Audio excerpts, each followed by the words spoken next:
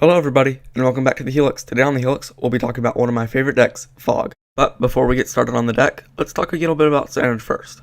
Standard will be mainly rolled by the legendary party of Geist, as he, with his brethren, are going to be very hard to stop, as they do not kill each other like they did so in the past, as another copy entered the battlefield. To go along with the Geist-wielding hexproof decks, we also see a myriad of different aggro decks as well.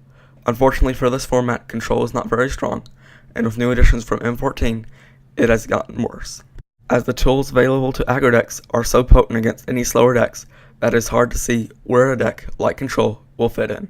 But a deck like Fog fits in that nut really well, as it takes advantage of the aggro decks in the format and uses their weakness of a one-sided attack to its strength.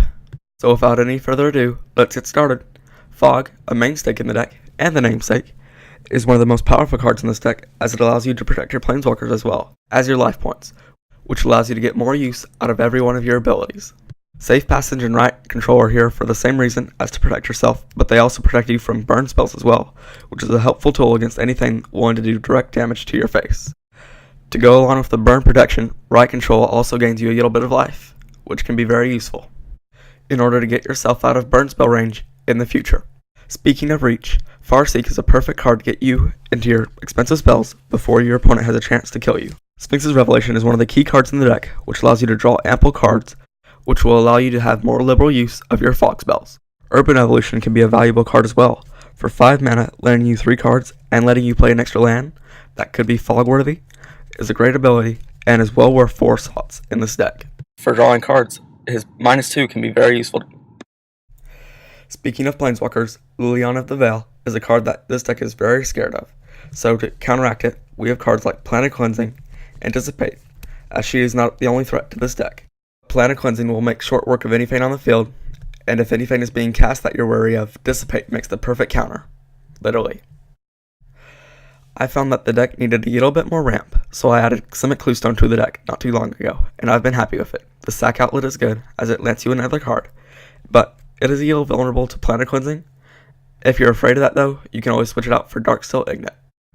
And to round out the main deck spells, we have Elixir of Immortality as a singleton, which allows you to shuffle your graveyard back into your deck, which allows you to go forever, and your opponent will find out that they cannot. With the deck's mono non-basic land strategy, it can afford to play Alchemist Refuge, which allows you to play your spells whenever, and to fail your drawing yard, which is important game 1, as it allows you to mill your opponent out, which is really your only way to win game 1. In the sideboard, we have a small counter magic package in the form of Snapcaster Mage, Negate, and Dissipate.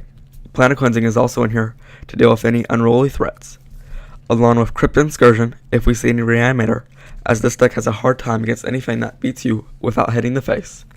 And then we also have Psychic Spiral in games 2 and 3, in case you lost game 1. Well, that's Fog. It's a great deck to play. I have a lot of fun with it myself. It has a couple of bad matchups, but if you're ever looking for a deck to just have fun with, Fog is where it's at. Well, thanks for joining us for another episode of the Helix. If you would leave some feedback, that would be great. Vic signing off, and as always, Jesus loves you.